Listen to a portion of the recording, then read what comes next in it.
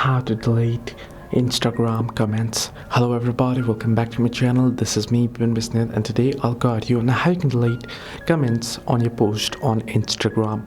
Well, the process itself is pretty simple and pretty easy, so let me guide it through.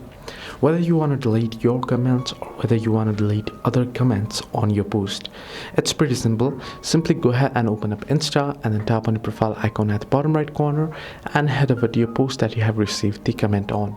Simply tap on the comment icon below the post and you should be able to view the comment.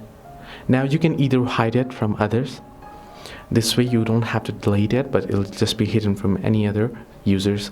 But if you want to delete it, tap and hold on it and then you should get the option delete. Tap on delete and you can see it'll be deleted. I'll just undo this here real quick. So that is how you can delete it. Similarly, if you want to delete your comment on someone else's post, you can head over to that post that you have placed the comment on, head over to the comment section, find a comment, tap and hold on it and delete it. Similarly, this is how you can delete comments on Instagram. Hope this helped you. To like and subscribe, and do not forget to leave a comment down below if you have any further issues.